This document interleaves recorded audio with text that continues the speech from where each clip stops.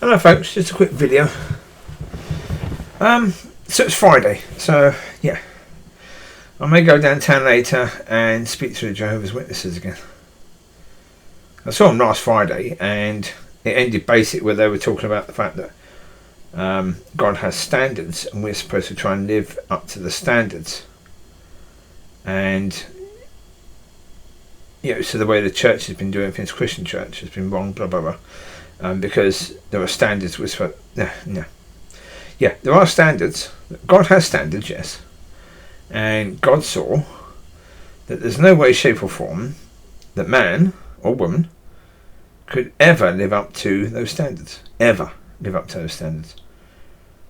So God saw that yes, his son lives up to those standards, so okay, I'm going to send my son to be the lamb for everyone. That his blood will cover the sins of every single person, and I will see every single person through him, because he does live up to the standards. He always has, he always will. So therefore, my God, if we try and live up to the standards, we have no chance at all. No chance. We just can't do it. That's because of the fact that we sin, and every single time we sin, we fall short of the standards. Every single time we sin, we fall short of the standards. So what is sin? I mean, I'm going to do a basic thing again, I suppose. Sin is understanding difference between right and wrong and choosing wrong. If you've got people who don't understand that a certain way of behaving or certain things you do are wrong, they can't really be held accountable for doing those things, can they? Because they don't understand it's wrong. Although we have a law according to the world that basically says you should know, therefore you can be held accountable because you should know. But should is bullshit. Yeah, because if you don't know, then you don't know. Simple. And if you don't know, you should never be held accountable for doing something that you don't know is wrong. So it's important in society, and certainly if you're talking about church, for church to teach people the difference between right and wrong and teach people the correct way to behave and try to right attitudes. But even with all of that, the problem is once we know the difference between right and wrong, we then have to actively choose right all the time, every single moment of every single day. But as I've said before, you have, in the space of a week maybe, you have maybe 1 million thoughts come into your head.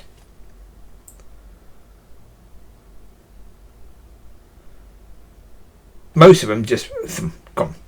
They come in, they just go. The reason why you have all these thoughts is because they're coming at you all different directions.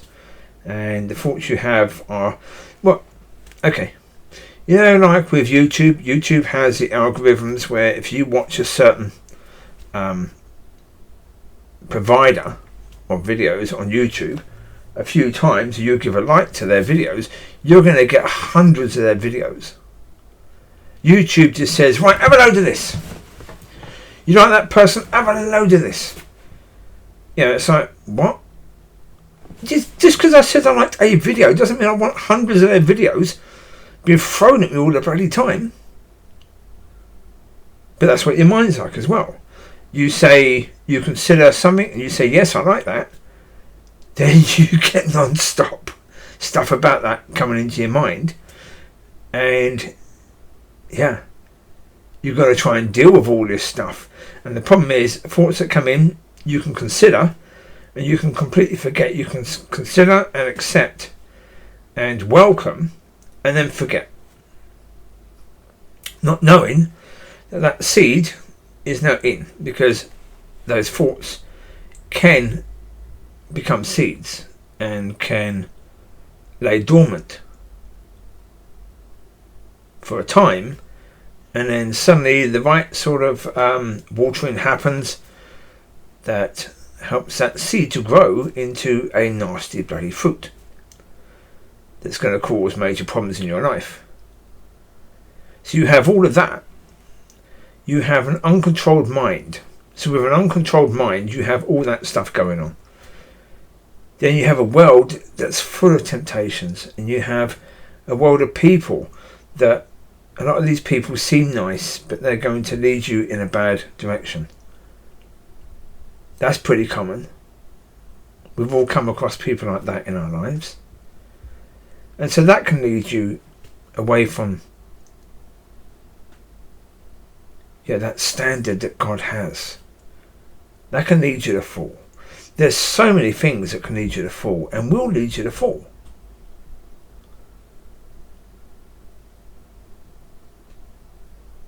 But that's why we have that system. That God says, okay, I know that you, as humans, you can't do this. There are so many things that causes you to fall that I know I can't expect even one of you to live according to that standard. So you don't have to.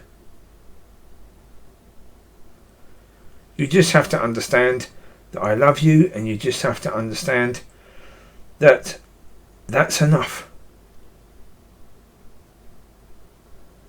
I sent my son so I could see you through him and through his righteousness, through his perfection, so that you would never have to be perfect, because you couldn't be. Because Father's standards is perfection. Because that, if according to the Jehovah's Witnesses, God has standards that we can live up to if we do everything we can to do that. If that was the case, what would be the point of Yeshua coming and dying in the way he did? Being beaten, being whipped to the point where most of his skin was completely hanging off his body.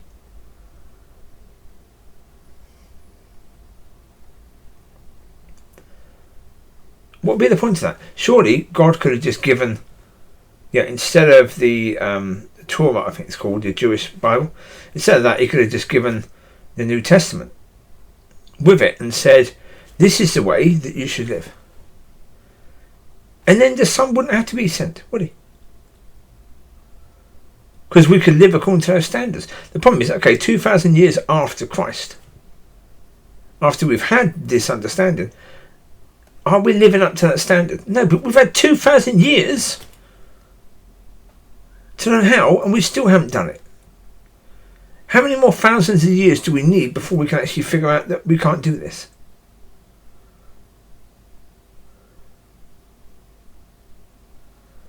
But thankfully, Father was incredibly loving, graceful and merciful, that he gave us a way that we could be seen as perfect. And that's it. The whole point of it all was about relationship. It was all about relationship.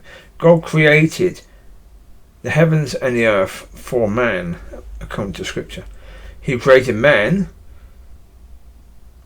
because God was walking upon the earth and he wanted relationship. He wanted relationship with one that wasn't just going to naturally bow down to him because they were created to do that. Angels, cherubim, that sort of thing. They were created, and it's in their nature simply to bow down to God, whereas we are created with free will. And that's important, because then we get to choose. And when we get to choose, we go into a relationship with Father that angels would be jealous of, if they could experience jealousy. But instead of jealousy, they would have wonder at the relationships that we have with Father.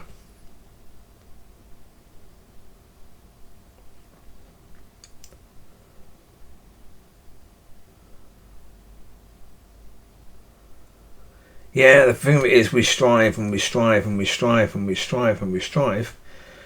to reach those standards, and you go into church, and if you want to be counted as a good little Christian, you've got to do this. You've got to pay your tithe, you've got to fast, you've got to do your bit in the children's ministry, you've got to clean up church, and take care of church, and help with the teas and coffees at the end, be a greeter. All these things are things you've got to do to be a good little Christian. Certainly if you want to go into ministry, you've got to do all this, and then you get into ministry, and then you're expected to basically carry the church on your own. It's insane. It's insane. You've got to work for it. The problem is that God doesn't do that. God watches us doing things according to the world, because the world basically says you have to pay your dues. In order to get, you have to pay your dues, and therefore the church basically says you have to pay your dues. You have to prove to us. Excuse me, I have to prove to you. No. I don't have to prove to you. What do I have to prove to you? Based upon your understanding, which is not God's understanding, that's your understanding. If your understanding was God's understanding, you would understand I don't have to prove a thing to you. You would understand if God says this person should be doing that, then you say, yes, Father. So how can I prove anything to you? Why would I ever want to? But that's the thing. That's the system, isn't it? You've got to basically be a kiss-ass, good little Christian in order to have any position of authority in a church. And basically, you've got to... You'll be trained in doing that, where your focus is protect church. To a certain degree, Saul was about protecting Judaism from Christianity. He saw Christianity as a threat because these people were blaspheming. So therefore protect the belief against these blasphemers, so therefore attack the blasphemers. In church, that's what the leadership is about. Protect the church. Focus on the church. Everything is about the church. Protecting the church. Isn't God capable of doing that?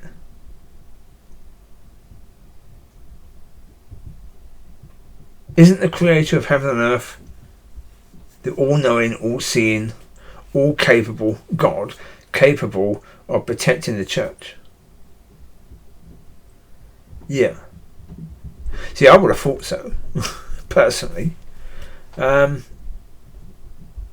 these are all the things about standards. The standards in the church are, if you can prove to us, the leadership, that you're going to continue to do things the way we are, and you're going to protect the church, then you can be part of the leadership. But protecting the church has got nothing whatsoever to do with doing things according to God's will.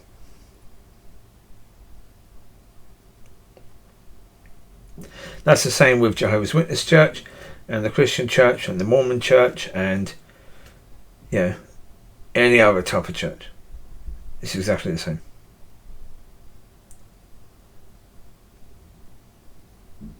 You can do things according to God's will, or you can do things according to man's will.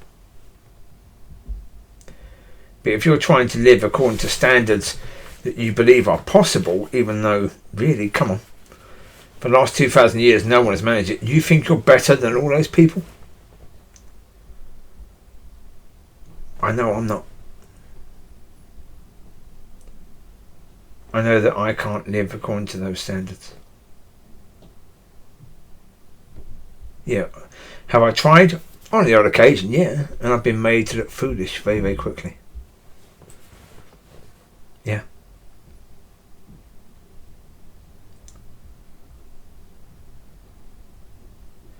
But that's why the Son of God is known as the Lord of Lords and the King of Kings, is because he's able to live according to those standards. He's perfect and righteous. Always has been, always will be. We're not. We can never get to that level. But that's why we are counted as kings and lords. and sons, but we're not counted as the King of Kings, the Lord of Lords, or the Son. Because we're seen through him, through the one that is worthy, through the one that always has and always will live according to those standards, because we cannot live according to those or any standards anywhere near as high as that. We do not have the capability of living in that way. We are just completely and utterly unable. But that's why we have the grace and mercy, and that's why we have the love of Father, so we don't have to. So there you go. You take care, God bless. I will leave you to it. Have a fantastic weekend, because you've got the weekend coming up now, and enjoy church if you're going to church. God bless. Bye bye.